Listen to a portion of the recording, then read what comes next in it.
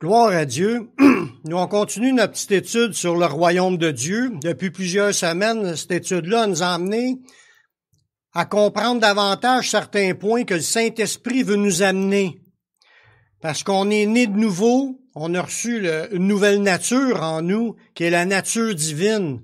Puis, comme ça nous le dit dans Pierre, qu'on est devenu participant de la nature divine. C'est que la nature divine est rentrée en nous, Dieu lui-même est entré en nous, puis il y a un changement qui s'opère à cause de cela. À cause de la présence du Saint-Esprit dans nos vies, notre vie, ça nous dit, toute chose est devenue nouvelle.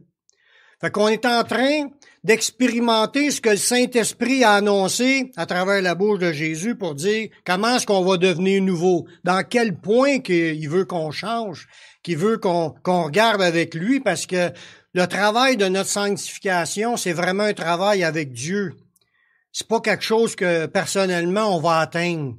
On n'était pas capable de se sauver nous-mêmes ou de changer avant d'être chrétien. On n'est pas plus capable après d'être devenu chrétien, à moins qu'on s'appuie sur l'œuvre du Saint-Esprit. C'est le Saint-Esprit qui peut changer nos vies, qui peut faire mourir les actions du corps, puis qui peut mettre en nous la nouvelle vie. Combien est-ce qu'il y en a qui veulent changer de vie? Combien est-ce qu'il y en a qui veulent que leur femme ou leur mari change de vie? Ceux-là, je suis sûr qu'il y a plus de mains levées. On veut tous que l'autre change, mais nous aussi, il faut changer. Amen. C'est vrai, c'est un fait. On veut que les autres changent, puis des fois, on aime ce qu'il n'y a pas d'affaires là dans notre vie, puis on veut garder cela, puis on combat pas contre ce qui nous plaît encore comme péché, comme désobéissance.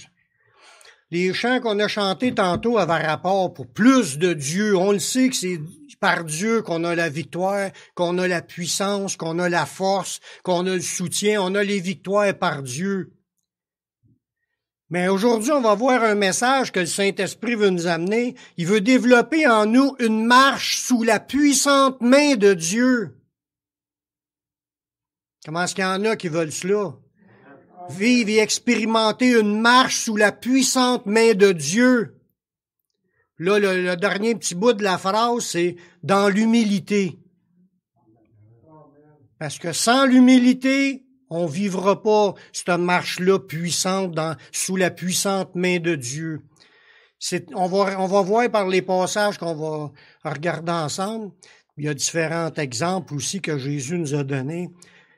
C'est vraiment, frères et sœurs, si vous voulez grandir dans le Seigneur, qu'on veut être des hommes et des femmes accomplis comme Jésus, ben c'est ça qui est le but. Jésus a dit, tout disciple accompli sera comme son maître.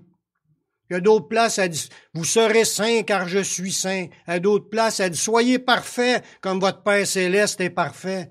C'est le but à atteindre, mais pour l'atteindre, il y a une manière d'y arriver. L'orgueil ne l'atteindra pas. Puis si on marche dans l'orgueil dans notre vie chrétienne, puis on reste entêté, puis boqué, puis orgueilleux, puis on se pense, on n'avancera pas du tout dans ce que Dieu veut qu'on soit.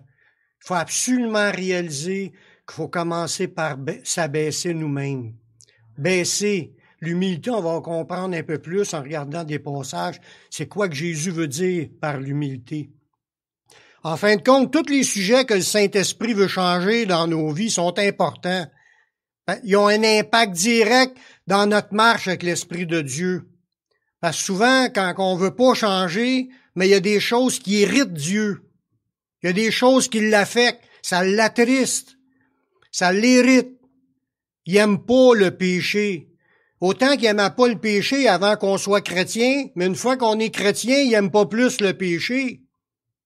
Parce qu'il y a souvent une mentalité qu'une fois que tu es sauvé, il n'y a plus rien qui est grave, c'est pour la liberté que Dieu nous a racheté. On est libre on n'a plus de loi à pratiquer. C'est absolument faux. C'est une fausse doctrine. C'est satanique, cette pensée-là. Faut changer. C'est ça qui est la repentance puis la conversion. Se convertir au Seigneur, c'est quiconque invoque le nom du Seigneur, qui s'éloigne de l'iniquité, que ça nous dit dans Romains au chapitre 10.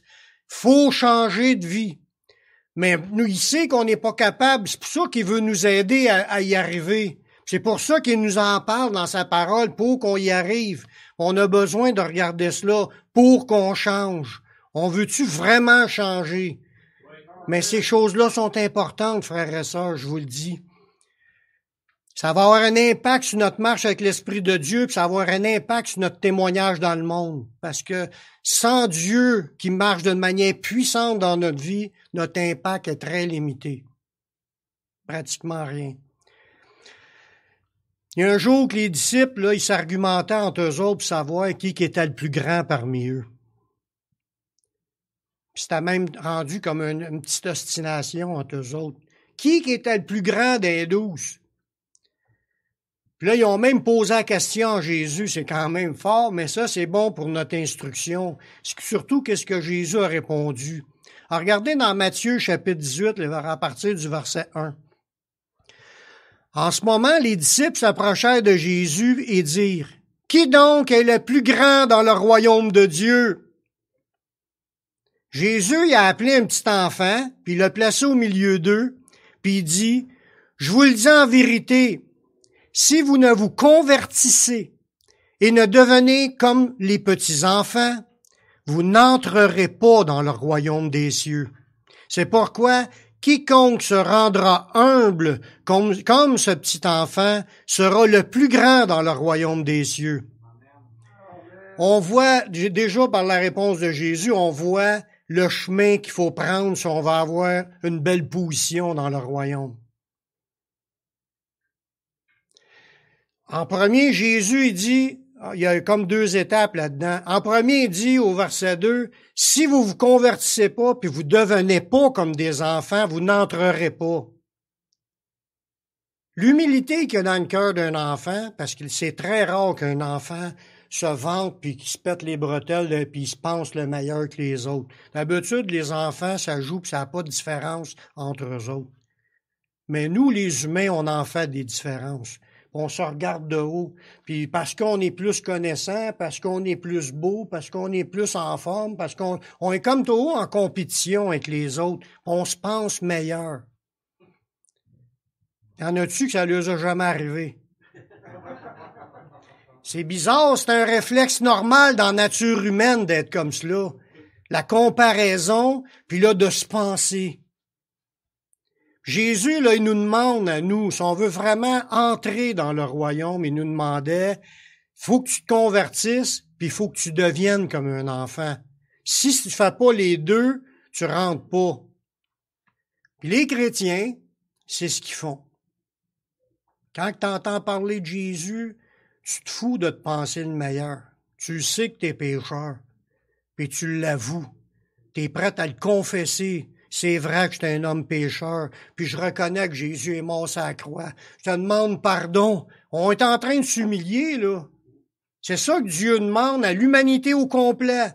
Que les gens admettent leurs fautes, qu'ils admettent leurs erreurs, qu'ils admettent leurs péchés, qu'ils admettent qu'ils sont incapables par eux-mêmes. Puis là, ils disent à Dieu qu'il y a juste toi, Seigneur, qui peut nous sauver. C'est de l'humilité, ça. Ça prend de l'humilité pour rentrer dans le royaume. Puis là, être prête à vouloir changer, c'est là, je vous disais, la conversion. Si tu veux changer, tu veux te convertir, tu veux t'adapter au mode de vie que Jésus s'attend de toi. Tu es prête à ce qu'il vienne faire l'œuvre en ta vie. Ça, on a tout passé par là, je pense. Puis ça, on l'a passé, puis on est rentré dans le royaume puisqu'on a reçu le Saint-Esprit, puis on est né de nouveau. Là, le deuxième point qu'on regarde là-dedans, c'est qui va être le plus grand, qui va être le plus petit, l'autre bord. Mais ça commence ici, mais ça va être aussi pour l'éternité. Jésus a dit, il y en a des derniers qui vont être les premiers, puis il y en a des premiers d'ici qui vont être les derniers, l'autre bord. Ils vont être les plus petits.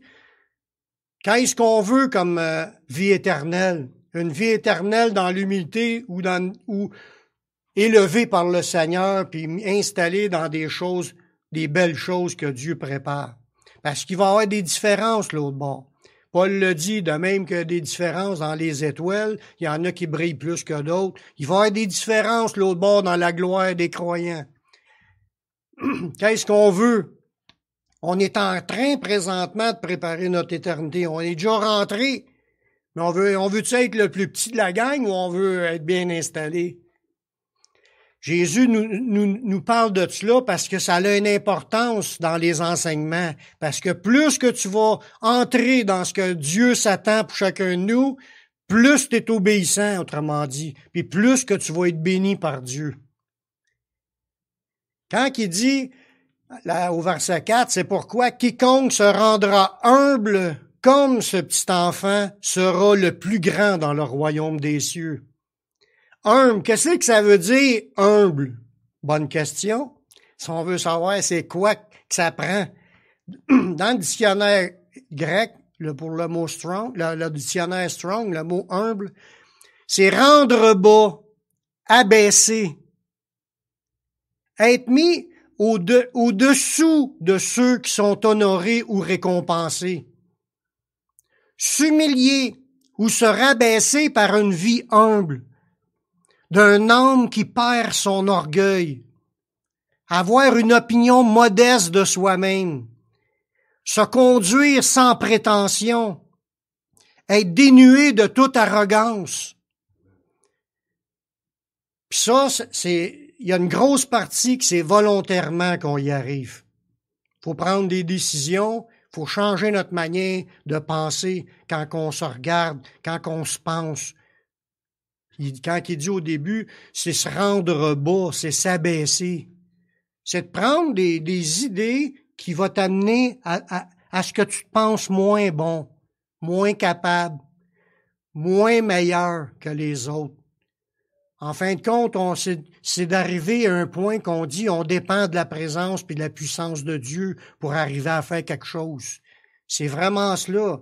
Puis qu'on chantait tantôt que Dieu, c'est notre force, notre soutien, tout ça. Mais si moi, je me dis, moi, je suis capable, puis moi, tu vois, il m'a le montré, puis moi, j'en sais autant, puis peut-être plus qu'eux autres. Puis là, on est plus en train de dépendre de Dieu, on est en train de se penser autosuffisant. Il n'y a rien de pire que ça aux yeux de Dieu.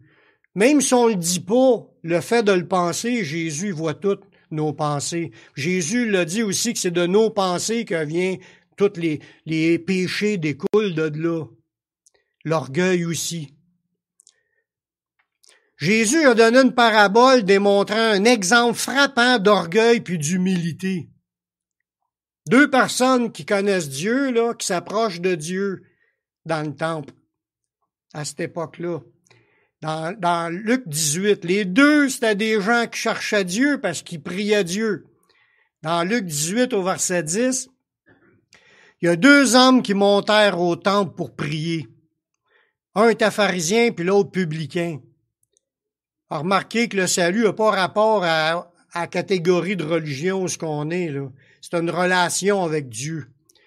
Que tu sois baptiste ou pentecôtiste, ça n'a pas de différence, là. Pharisien ou sadducéen, ils pouvaient en avoir des sauvés si les gens mettaient leur foi dans le Messie qui s'en venait, puis ils croyaient que le soutien, le force, le salut, c'était Dieu. Ils pouvaient être sauvés même dans l'Ancienne Alliance. Ils marchaient par le Saint-Esprit, il y a plein de prophètes dans ce temps-là. Là, ça dit, au verset 11, le pharisien debout, il priait ainsi en lui-même. Voyez-vous, c'est juste des pensées qu'il avait. Il n'a même pas besoin de les prononcer. Juste le fait de le penser, Dieu voyait tout ce qu'il est en train de penser. Il priait en lui-même, « Ô Dieu, je te rends grâce que je suis pas comme le reste des hommes. » C'est fort, c'est une grosse caricature. Je suis sûr qu'il n'y a pas personne qui pense de même. Il dit, ils sont ravisseurs, sont injustes, sont adultères. Ou même comme ce publicain, il était deux dans le temple, là, il se comparait avec l'autre qui était à côté. Il méprisait. Même ce publicain, je suis pas comme ce gars-là. Je jeûne 2 fois la semaine. Je donne la dîme de tous mes revenus. Le publicain, lui, se tenait à distance, puis il n'osait même pas oser lever les yeux au ciel. Puis il se frappait à la poitrine en disant, « Ô Dieu, sois apaisé envers moi qui suis un pécheur. » Mais je vous le dis que celui-ci descendit dans sa maison justifié. Il a été pardonné, puis il a été déclaré juste devant Dieu, plutôt que l'autre. Car quiconque s'élève sera abaissé, et celui qui s'abaisse sera élevé. Les deux connaissent le Seigneur. Les deux s'approchent du Seigneur pour y parler, puis il y en a un qui se pense correct, puis il se pense meilleur. Puis il pense que tout accompli ce qu'il fallait, comme si le salut était parce que j'ai tout accompli. Ça n'a pas rapport, c'est parce qu'on a la foi dans le Messie qu'on est sauvé, pas parce qu'on a tout accompli. Oui, si tu accomplis tout, ça va faire plaisir au Seigneur, on le fait pour lui montrer qu'on l'aime, mais c'est pas ça qui sauve. Mais c'est ça qui peut nous perdre, par exemple, si on fait pas rien pour démontrer notre foi. Ce gars-là, il est en train de vivre pleinement une vie qui était contraire à ce que Dieu s'attend. Puis il n'a pas été pardonné. Il n'a pas été justifié. L'orgueil n'obtient rien devant Dieu. L'orgueil bloque les bénédictions de Dieu. L'orgueil empêche que les gens puissent grandir dans le Seigneur. Je pense que c'est important qu'on travaille cela, frères et sœurs, si on veut que le reste avance bien. Ça commence là parce que Dieu résiste aux orgueilleux, puis il fait grâce aux humbles. S'il est sorti justifié, ça veut dire que le regard de Dieu était sur sa vie, les bénédictions de Dieu étaient au bout des doigts de Dieu pour le bénir. Il plaisait à Dieu. En fin de compte, si on aurait épluché la vie du pharisien, on s'aurait tout aperçu qu'il en a fait autant de péchés que l'autre. Sauf qu'il y en a un qui ose les avouer, puis de pas se penser, puis de pas se comparer aux autres, puis même de même pas se sentir digne de quoi que ce soit. Lui, il se sentait, je suis même pas digne, Seigneur, que tu me regardes. Tu sais, c'est ça qui est sa pensée, là. C'est pas grave, Dieu lui aime ça de voir les gens qui se pensent pas. Notre premier acte d'humilité que tout homme pourra faire devant Dieu, c'est d'obéir à la parole de Dieu. C'est le premier acte d'humilité, de vouloir changer de vie, de vouloir être pardonné, de vouloir confesser qu'il n'y a rien, puis que tu t'acceptes Jésus pour le salut, puis de t'engager à le suivre, à le servir. C'est le premier acte d'humilité que Dieu s'attend d'une personne, puis Dieu il était très fier quand on l'a fait. La Bible dit qu'à chaque fois qu'il y a un pécheur qui se repent, il y a de la joie devant les anges de Dieu dans le ciel. C'est qui est devant les anges de Dieu? C'est Dieu lui-même qui est dans la joie, puis il est heureux. Yahoo! Il y en a un autre qui vient de m'accepter. Mais après ça, notre marche compte aussi pour réjouir le cœur de Dieu ou l'attrister. Notre marche compte. Des fois, on attriste le Saint-Esprit par nos péchés. Puis notre attitude orgueilleuse, hautaine, fanfaron, toutes les caractéristiques qu'on a vues, puis on va en voir d'autres tantôt. C'est dans cette position-là, quand on s'humilie, puis qu'on s'approche de Dieu en demandant pardon, que l'on obtient son pardon, puis qu'on obtient aussi sa bénédiction. Dans Jacques 4, le verset 6, ça nous dit que Dieu y accorde au contraire une grâce plus excellente. C'est pourquoi l'Écriture dit « Dieu résiste aux orgueilleux, mais il fait grâce aux humbles. » Là, on parle d'une grâce plus excellente. Tu as le salut, puis ça, c'est super, on se réjouit qu'on est sauvé à cause de Jésus, mais il accorde des grâces aux humbles. C'est ça que ça dit. Il résiste aux orgueilleux, mais il fait grâce aux humbles. Puis là, c'est là qu'il nous amène, soumettez-vous donc à Dieu, puis résistez au diable. La soumission à Dieu, c'est un acte d'humilité. Ça veut dire que quand on est venu à Jésus, on était prêt à se soumettre. On s'est soumis, on s'est humilié, on l'a accepté. Demain, il faut que je sois encore dans la soumission à Dieu en obéissant à sa parole, puis après-demain, 40 ans plus tard encore comme cela. Parce que si ça arrive, je le vis, je l'ai déjà vécu, que quand tu vieillis dans le Seigneur, à un moment donné que tu as atteint un certain niveau, tu te penses. On n'est plus aussi en dessous. On se pense, puis c'est un danger pour les chrétiens. Puis c'est là qu'il y a bien des choses qui se passent plus bien dans notre vie. À cause de cela, les grâces de Dieu qui devraient découler sont pas là. Faut pas chercher loin. Faut juste commencer à reprendre le trou qu'on avait avant, de l'humilité, puis de s'avouer qu'est-ce qu'on est, puis on demande pardon au Seigneur. On se soumet à Dieu. C'est ça, on accepte que Dieu nous dise ça, c'est pas correct dans ta vie. Ah oui, pardonne-moi Seigneur, puis on se soumet. Ça plaît encore à Dieu, puis c'est ça qui continue à nous faire avancer. Parce que l'humiliation devant le Seigneur précède l'élévation par la main de Dieu. Dans Jacques 4,10, ça dit, non, avant, je vais vous lire un autre passage, juste avant, parce que la Bible, elle nous explique comment que le cœur de pécheur doit s'humilier devant le Seigneur. Dans le même passage, mais le verset 8. Dans Jacques 4,8, « Approchez-vous de Dieu, et il s'approchera de vous. Nettoyez vos mains, pécheurs.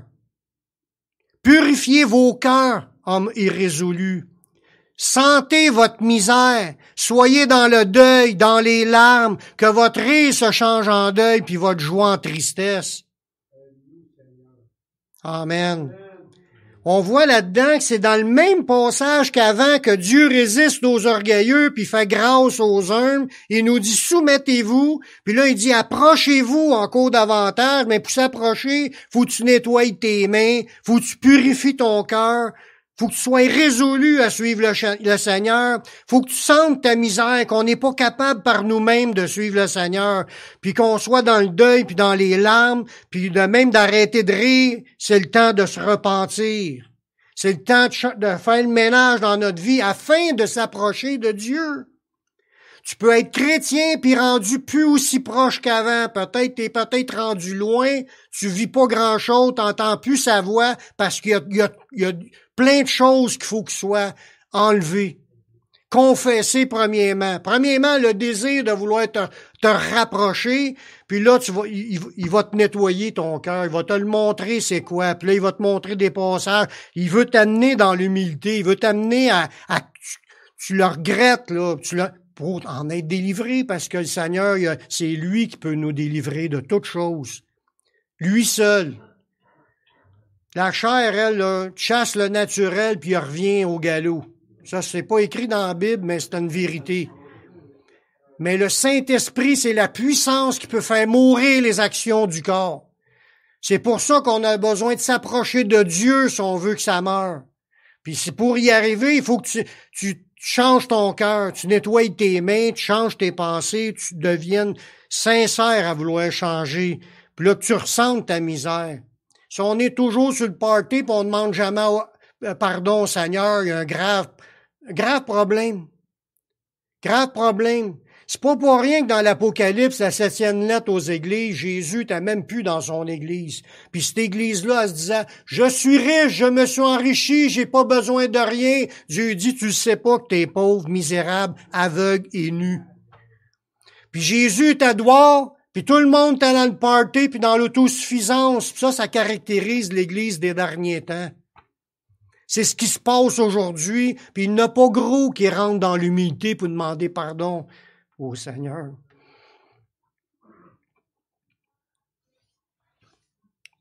Quand on s'humilie devant le Seigneur, mais ça précède l'élévation par la main de Dieu.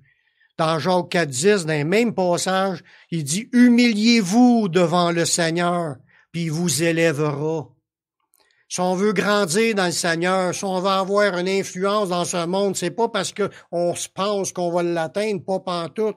Rapetissons. Plus tu vas rapetisser, plus que la présence de Dieu va faire un œuvre autour.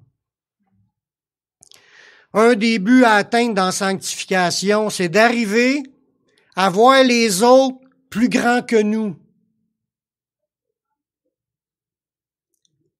Est-ce qu'il y en a ici qui sont capables aujourd'hui de dire « Je vois tous mes frères et sœurs comme étant plus grands que moi. » C'est le but. Un des buts dans la sanctification. Dans Philippiens 2:3, ça dit « Ne faites rien par esprit de parti ou par vaine gloire, mais que l'humilité vous fasse regarder les autres comme étant au-dessus de vous-même. C'est fort. Ça veut dire, peu importe qui, il n'y en a pas un qui est plus petit que moi ici. C'est de même, il faut que je pense. Ils sont tous plus grands, ils sont tous plus importants que moi. Wow! C'est quelque chose, là.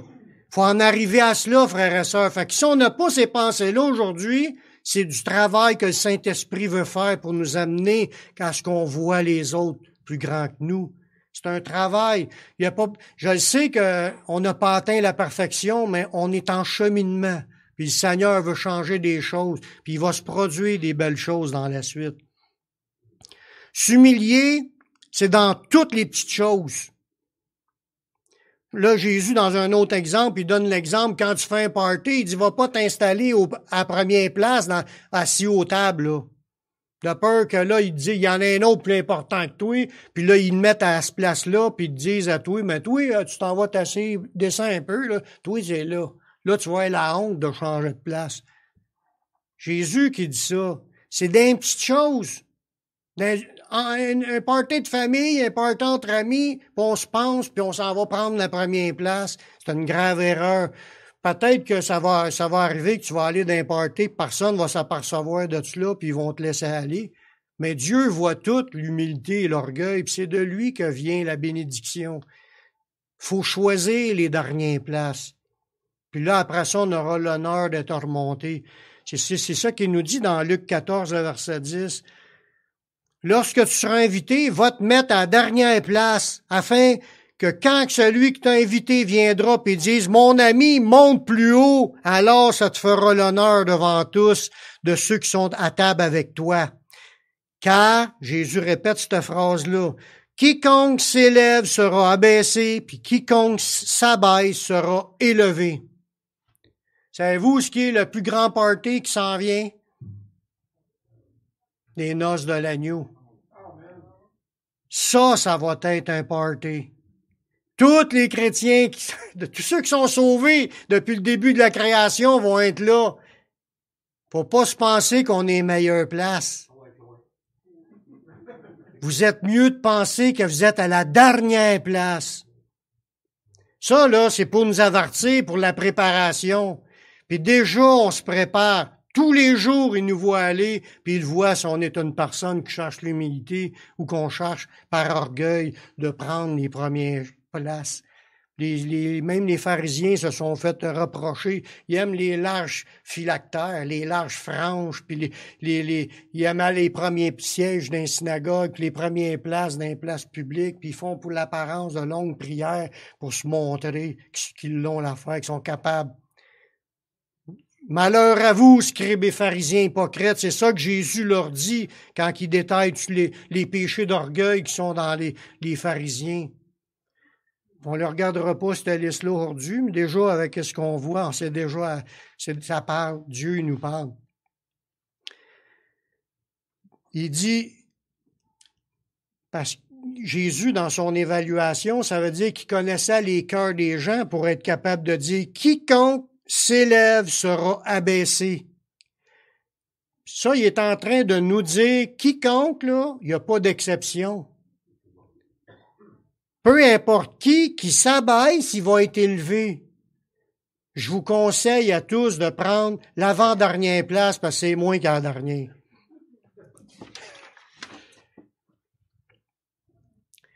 Jacques, lui, il a parlé sur l'humilité tantôt, puis s'approcher de Dieu, puis se repentir. Dans un autre passage, dans Jacques chapitre 1, verset 9, il nous parle que les frères qui sont dans une condition humble, ceux qui arrivent dans l'humilité, mais qu'ils se glorifient de son élévation.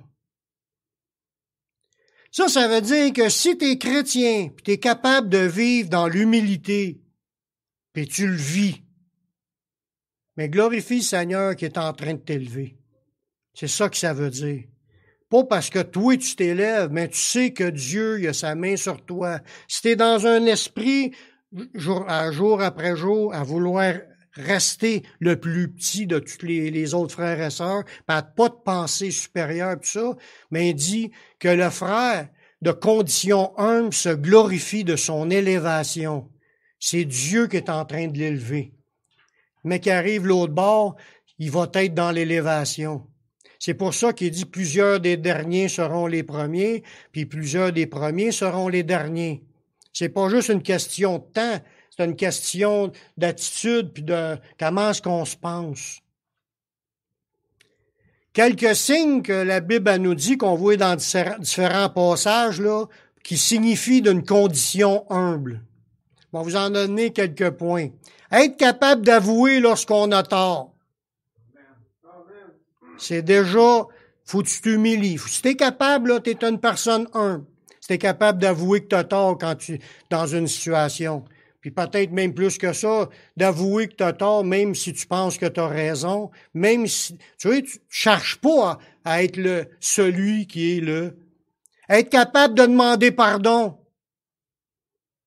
Ça paraît insignifiant, les orgueilleux ont de la misère à avouer le tort puis à demander pardon.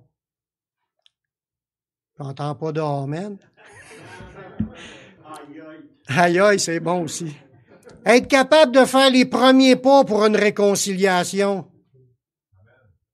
Le Seigneur, lui, nous parle de chercher l'unité, de s'efforcer de conserver l'unité de l'esprit quand il y a des problèmes. Qu'est-ce qu'il dit, le Seigneur? Il dit, laisse là ton offrande, puis va te réconcilier avec ton frère. Tu reviendras après apporter ton offrande. De pas se soucier des qu'en dira-t-on. Souvent, là, l'orgueil, on se fie, l'autre, il va penser que... Puis là, en pensant ça, on n'ose pas rien faire pour pas être abîmé dans notre... Moi, je vais vous dire une chose, là, mettons en exemple, un musicien qui chante en avant, puis là, il fait une fausse note quand il chante.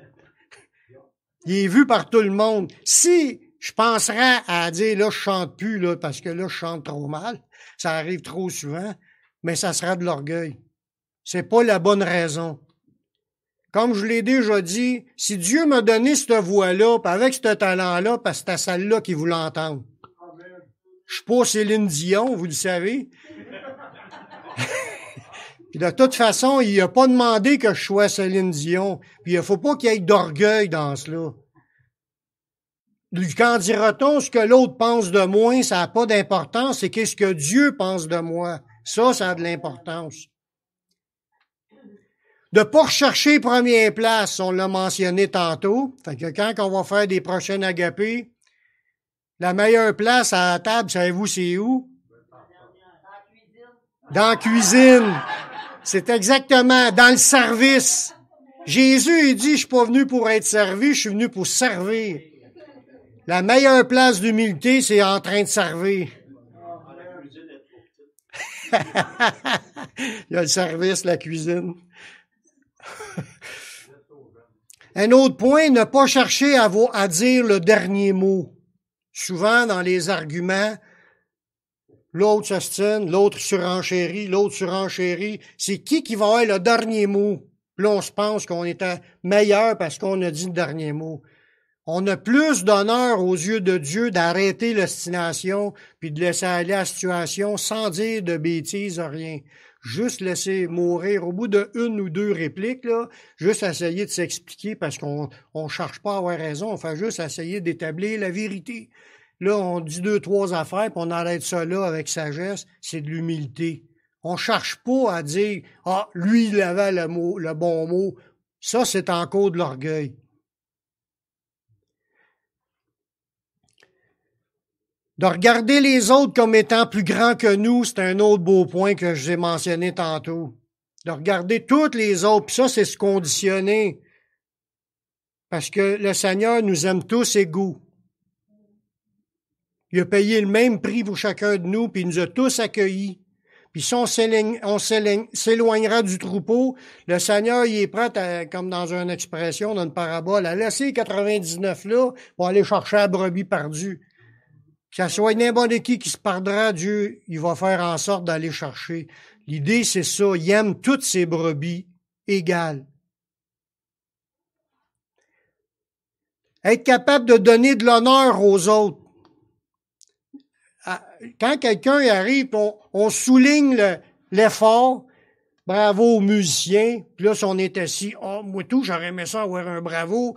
Je pensais qu'il voulait m'en donner un bravo, ou tous les feelings qui chercheraient le bravo plutôt que de dire bravo à celui qui mérite l'honneur. Est-ce qu'il y en a que ça ne l'a jamais tiraillé, ce feeling-là? C'est encore de l'orgueil. L'humilité, il va, comme qui dit, de pleurer avec ceux qui pleurent, de se réjouir avec ceux qui se réjouissent, avoir les mêmes sentiments. T'es content que l'autre, c'était son tour de se faire honorer. Peut-être ça va arriver, que ça va être notre tour, peut-être ça arrivera pas, mais Dieu voit tout cela, puis lui, il va nous le rendre. Si on a manqué, si les gens ont manqué puis ils vous ont pas donné l'honneur que vous auriez dû avoir, c'est pas grave, c'est Dieu qui va nous la remettre. Fait qu'on fait pas les choses pour recevoir, on le fait pour bénir Dieu. Puis même si on n'a pas de remerciement ou d'appréciation, on attend un jour, c'est le Seigneur qui va remettre. C'est encore bien plus payant de le recevoir du Seigneur que de le recevoir des hommes. De se considérer comme un serviteur inutile.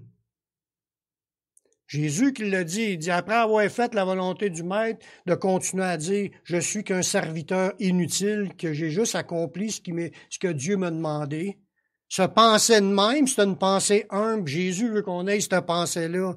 Si je me pense bon et important à cause de cette pensée-là, puis je me pense meilleur que les autres, c'est de l'orgueil. C'est dangereux, là, ça prend pas grand-chose de tomber dans l'orgueil.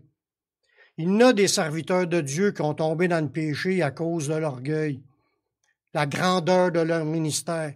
Un des premiers que ça y est arrivé, c'était Satan lui-même. À cause de la grandeur de son commerce, à cause de la grandeur de ce que Dieu l'avait établi, l'orgueil a monté en son cœur, puis là, il a voulu atteindre encore des sommets encore plus grands. Puis là, il fait tout pour son élévation. C'est ça qu'il est en train de faire. Il prend la gloire qui était supposée de revenir à Dieu. Il apprend pour lui. Puis le monde aujourd'hui, sont tous à ses pieds en train de le glorifier dans la désobéissance. Parce que, comme j'ai dit tout à l'heure, la première place pour avoir de l'humilité puis qui plaît à Dieu, c'est quand tu te convertis puis tu veux obéir. Mais quand tu te rebelles puis que tu t'éloignes de Dieu, t'es dans l'orgueil. C'est l'orgueil qui mène le monde dans la rébellion contre Dieu. Puis ils suivent les traces du diable. De chercher l'intérêt des autres. Ça, c'est un développement qu'il faut apprendre entre frères et sœurs. D'être fier que l'autre, il grandisse, puis moi, de faire des efforts pour que les autres grandissent.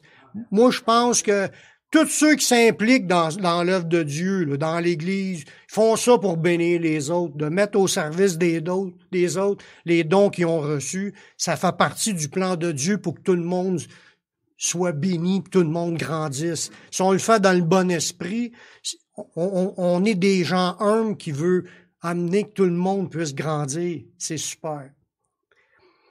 Il y a cependant une fausse humilité. Comme je disais tantôt, ça rapporte la même idée. Lorsque l'humilité, il semble humble, c'est mélangé avec des fausses doctrines, puis qui sont dénoncées par la parole. Là. Mais ça, c'est une insoumission à la parole de Dieu, puis ça, c'est de l'orgueil. Fait qu'il y a des gens qui ont des fausses doctrines, puis ils suivent pas la pensée de Dieu, c'est de l'orgueil, même s'ils ont une apparence humble. Il y en a des gens qui sont comme des gens placés par des religions, puis ils se font appeler, je veux pas viser personne, mais ils ont des titres là pour se montrer qu'ils sont ci, qu'ils sont ça, puis ils suivent pas la parole dans plein de points. Ça, c'est une fausse humilité, puis c'est des œuvres charnelles que Colossiens nous dit. C'est l'apôtre Paul qui nous dit ça. Alors, regardez ça dans Colossiens 2,18. Qu'aucun homme sous apparence d'humilité et par un culte des anges ne vous ravisse à son gré le prix de la course, tandis qu'il s'abandonne à ses visions, il est enflé d'un vain orgueil par ses pensées charnelles. Fait que cette personne-là marche dans des visions, il est connecté avec le monde spirituel, il y a des anges qui y parlent, puis il rend un culte aux anges. On en connaît-tu des religions qui prient les anges gardiens? Il y en a plein. Puis qui emmènent le monde dans des fausses doctrines, ne suivent pas la Bible. Ils ont beau avoir une apparence, oh oui, ils ont des soutanes jusqu'à terre, puis ils marchent le dos plié en quatre pour montrer qu'ils sont bien humbles, ben c'est juste l'apparence. S'ils obéissent pas à la parole, c'est de l'orgueil. Puis il faut faire bien attention, c'est pas ce qui frappe l'œil qui est important, c'est qu'est-ce qu'ils disent, qu'est-ce qu'ils font. C'est ça qui est important. Paul, il dit qu'un chrétien ne doit pas se glorifier, même s'il y aura des visions, des songes, des révélations, faut pas qu'il se glorifie. Puis Paul, il explique ça dans 2 Corinthiens, chapitre 12, par son expérience à lui. Je vous lirai pas tout le texte, mais il nous explique qu'il faut se glorifier, c'est pas bon.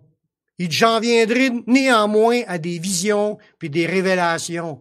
Là, il explique qu'il connaît quelqu'un, il explique ça comme si c'était à la troisième personne, que quelqu'un qui savait pas si c'était en esprit ou avec son corps, qui a monté devant le Seigneur, puis a entendu des choses ineffables qu'aucun homme n'avait entendu, pouvait comprendre. Puis là, c'était des belles grandes affaires. Puis là, il explique ça là comme si ça venait d'un autre. Lui, il dit que c'est pas bon de se glorifier. Même si tu auras eu les révélations que tu voudras, faut pas que tu arrives à te penser. Paul, il dit au verset 5, il dit, là même 2 Corinthiens 12 encore, mais au verset 5, qu'il se glorifierait des autres, mais pas de lui-même. Quand on parle de lui, il s'abstient de se glorifier. Il dit, je me glorifierais d'un tel homme, mais pas de moi-même. Je me glorifierai pas, sinon de mes infirmités. Puis les infirmités, en réalité, c'est tout ce qui est pas correct dans ma vie. De voir ça comme un sujet de méditation. Pense à ça à la place de te penser que tu as eu des belles révélations. Reste dans l'humilité, c'est ça qu'il est en train de nous dire. Il dit, si je voulais me glorifier, je serais pas un insensé, car je dirais la vérité. Lui, il avait des raisons, l'apôtre Paul, de dire, j'ai vu ça, j'ai entendu les paroles du Seigneur. Mais il voulait pas rentrer dans cet état-là, de se glorifier de ce qu'il avait vu puis ce qu'il avait entendu. Il dit, mais je m'en abstiens. Ça veut dire qu'il se vantait pas devant les autres. C'est arrivé qu'il les a expliqués, certaines choses qu'il avait vues, mais il se glorifie pas. Il cherche pas la gloire parce qu'il savait qu'il y avait une conséquence à cela. Le but, c'était afin que personne n'ait à son sujet une opinion supérieure à ce qu'il voit en moi puis ce qu'il entend. Il cherchait pas à essayer de se le faire élever sur un piédestal. Puis là, ça nous dit dans le texte que Paul, il y a eu un écharde dans la chair. Un écharde, c'est une épine dans la main, tu sais, dans le sens, un écharde, c'est une épine. Mais il explique clairement que c'est un ange de Satan dans sa chair qui était là pour le souffleter. Ça, c'est des claques d'en face, pour l'humilier. Cet esprit-là qui était après lui, il n'était pas capable de s'en débarrasser parce qu'il a prié 3 fois le Seigneur qui l'enlève, puis il a dit, ma grâce te suffit, Paul. La puissance du Saint-Esprit est sur ceux qui marchent dans l'humilité. Dieu a refusé d'enlever cet esprit-là qui était après lui pour l'empêcher de tomber dans l'orgueil. Lui, là, il devait se sentir humble, il prie pour les autres, pour les délivrer, puis lui-même, il était poigné de quelque chose qui l'achalait, puis il n'était pas capable de s'en débarrasser, puis Dieu lui a dit non, tu vas rester avec. Ça veut dire qu'il y a des affaires qui sont là dans notre vie, par Dieu, permis par Dieu, puis c'est dans la volonté de Dieu que ça soit là pour nous garder humbles. Ça peut être un péché qui est là, puis tu vas te battre avec, tu vas continuer à demander pardon, mais tant que tu continues à demander pardon, tu restes humble. Puis c'est Dieu qui décide, lui, quand il te l'enlève. Ça peut être un esprit qui est après toi, qui te visite, puis là, t'es achalé, t'es tenté, t'es tourmenté, il y a toutes sortes d'affaires qui arrivent par les attaques d'esprit mauvais. Puis c'est permis par Dieu, ça. Sinon, Dieu, il fera que vous n'ayez aucune tentation, aucune épreuve, S'il aurait voulu, on serait sur une île paradisiaque en train de se faire griller à Bédène, puis on n'aurait pas de problème. Mais il a permis qu'on ait une vie remplie de combats, de luttes, des chutes, puis des relèvements. Mais dans tout ça, il faut apprendre à toujours s'accrocher à Dieu, puis d'avouer ce qu'on est. Il va demander pardon s'il y a des choses qui sont pas de Dieu. Pour s'accrocher, parce que Dieu il a répondu au verset 9. Il dit, ma grâce te suffit, car ma puissance s'accomplit dans la faiblesse. C'est ça, là, le titre de mon message tantôt que je vous ai dit. Développer en nous une marche sous la puissante main de Dieu. Mais il dit, sa puissance va s'accomplir dans la faiblesse. Ça veut dire que les chrétiens, il faut qu'ils apprennent l'humilité s'ils veulent vivre la puissance de Dieu. Amen. Puis il dit, je me glorifie donc bien plus volontiers de mes faiblesses, afin que la puissance de Christ repose sur moi. Il dit, c'est pourquoi que je me plais dans les faiblesses. Pas nécessairement se plaire d'un péché, là. Plaire d'un faiblesse que tu peux te plaire, moi, je suis pas capable d'arriver à telle affaire. D'avouer, au lieu de dire, je suis capable d'arriver à telle autre chose, mais au lieu de focusser sur celle que tu es capable, de regarder plutôt les choses que tu n'es pas capable, puis de confesser tes faiblesses, puis de confesser que tu t'attends à ce que Dieu t'aide dans ces affaires-là. Il veut nous amener à ce qu'on regarde plus à ce qui manque dans notre vie plutôt que ce on est arrivé, voyez-vous. Il dit, c'est pourquoi je me plais dans les faiblesses, dans les outrages, dans les calamités, dans les persécutions, dans les détresses pour Christ, car quand je suis faible, c'est alors que je suis fort. C'est ça qu'on veut. C'est ça qu'on veut. On veut que la puissance de Dieu agisse dans nos vies. C'est quand qu'on va être faible qu'on va être fort. Il faut apprendre, frères et sœurs, à confesser nos faiblesses, puis à dire au Seigneur, Seigneur, merci pour ce que tu es en train de me faire vivre. Ça m'humilie. Mais quand je suis humble, je sais que tu es avec moi, puis Dieu, il va te servir de toi. Jésus nous a rassurés en nous disant qu'il était humble de cœur, parce que Jésus, lui, n'était pas venu sur la terre puis avec l'idée de power trip, puis je vais tous les soumettre à mon « suivez-moi, puis vous avez besoin d'être comme moi, parce que moi, Jésus faisait pas de power trip. C'est le contraire. Dans Matthieu 11, il appelait le monde à venir à lui. Si vous êtes fatigués, chargés, je vais vous donner du repos. Il dit, prenez mon joug sur vous, recevez mes instructions, car je suis doux et humble de cœur. Jésus est humble de cœur. Il se pensait pas meilleur que les autres. Puis il cherchait pas à faire du power trip ou se penser supérieur, puis vouloir contrôler. C'est pas, il a fait juste appeler le monde à venir à lui, puis il dit, prenez mon joug, suivez ce que je vous dis. Il dit, moi, je suis doux, je suis humble. Pour ceux qui veulent aller à lui, on va trouver du repos. Parce que Jésus n'est pas un dominant pour ceux qui le suivent. C'est sûr qu'il va avoir sa colère quand même un jour, mais qu'il revienne, il va juger les nations, puis ça sera pas drôle. Il va venir en lion, comme en roi, puis il va prendre le contrôle de la place. Mais en attendant, frères et sœurs, suivre ses instructions, si je vous finis avec un dernier verset, c'est de suivre l'exemple de Jésus.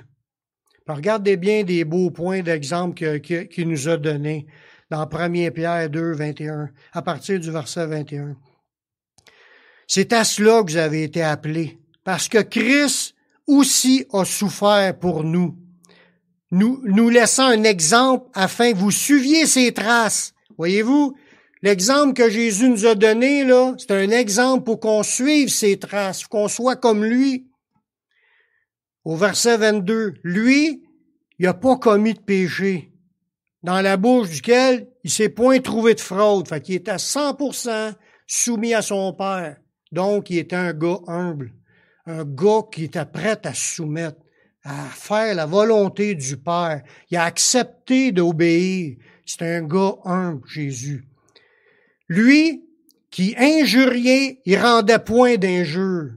Ça veut dire, il cherchait pas, comme je disais tantôt, à être celui qui a le dernier mot, puis à assujettir l'autre, puis à l'écraser. Il m'a frappé, moi, il a remettre, puis m'a l'assommer, puis c'est moi qui est le chef, c'est. Lui, Jésus, il répondait même pas à une insulte. Maltraité, Il faisait pas de menaces. Comment c'est arrivé des fois qu'on se fait piler ses orteils, on est prêt à remonter notre pied dans le visage de l'autre? Mais en réalité, c'est pas de Dieu une réaction d'orgueil puis de vengeance puis de frapper les autres. L'humilité, tu manges le coup, puis Jésus il dit tendre nos joues. Tu te reviens d'abord, tu t'en vas, puis à plusieurs reprises, Jésus n'a pas resté là, il s'est sauvé. T'es mieux de te sauver pour obéir à Dieu que de résister aux méchants. Mais il s'en remettait à celui qui juge justement. Lui a porté nos péchés en son corps sur le bois, afin que, mort au péché, nous vivions pour la justice. Fait que lui a fait le sacrifice que ça prenait pour qu'on puisse un jour commencer à marcher dans ce qui est juste. C'est où ce qu'on trouve ce qui est juste? Imite Jésus. Fais ce qu'il a fait. Fais ce qu'il a dit. C'est ça, la marcher dans la justice. Par les meurtrisseurs duquel vous avez été guéris. On était des brebis errantes, mais maintenant, on est retourné vers le pasteur, le gardien de nos âmes, notre Seigneur. Seigneur, je te remercie pour ta parole. Merci pour ces enseignements, ces révélations. On a besoin, Seigneur, que tu viennes produire ces choses-là dans nos vies.